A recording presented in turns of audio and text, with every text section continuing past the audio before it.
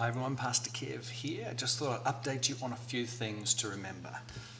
Don't forget, we've launched our mission magazine. This is what we really feel that the Holy Spirit is leading us towards as leaders to accomplish over this next season.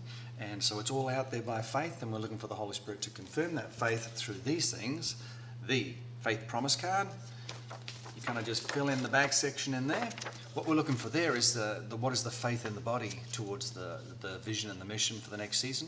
What I encourage you to do is to fill it in. Across August, we'll just receive them in our tithes and offerings buckets. Then the last weekend of August will be the last time we're kind of like going to be mentioning it, and then we're going to gather all of them and we will just pray, and we will just hand the faith promise cards and the faith promise figure, which will remain silent until the end of the year, to God, and just believe Him that everything will stay in the area of faith. So don't forget, be praying about the vision, the mission, where the Holy Spirit might be leading you, what He might be stretching you to challenge, to believe Him for, to do in and through you in faith. So make sure you do that.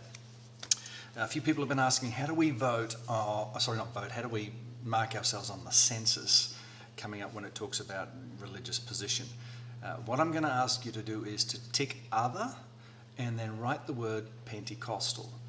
If you write the word Christian in there, it's too wide, and what will happen is we will just get allocated in amongst the other denominations, the Catholics, the Baptists, the Presbyterians, etc. What we're trying to do is to help the government be able to differentiate between the different denominations and the Pentecostal streams, those that are more embracing of the things of the Spirit.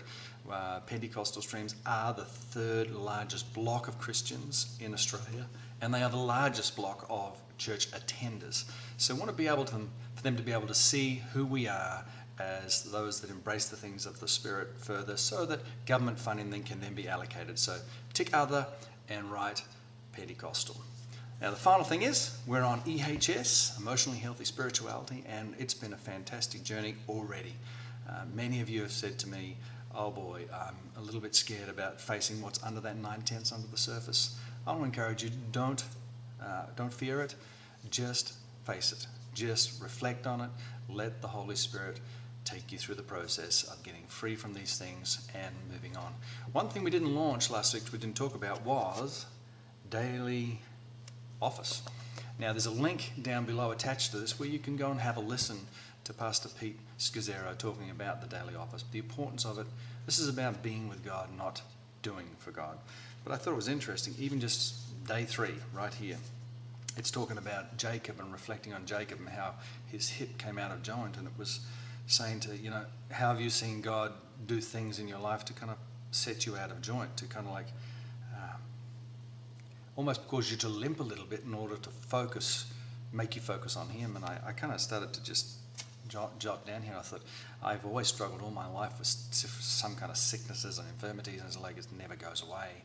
It's just always there. And so I thought that was one thing. And I think the other thing is that I had this weird idea about what ministry would be, like touring and singing and being an evangelist kind of thing. And it's like God kind of like totally hindered that all the way, put it out of joint, in order to get me to the place where I totally was dependent on Him and could see really what He was calling me towards. So take the daily office and make sure you use it and reflect, spend some time with God. So embrace the journey. If you haven't got on yet, you can still make it. There are some life groups operating this week, but you'll need to call the office and get your resources and get on pretty fast. So that's all I wanted to share with you. Let's fully embrace and go with whatever the Holy Spirit wants to do with us through emotionally healthy spirituality.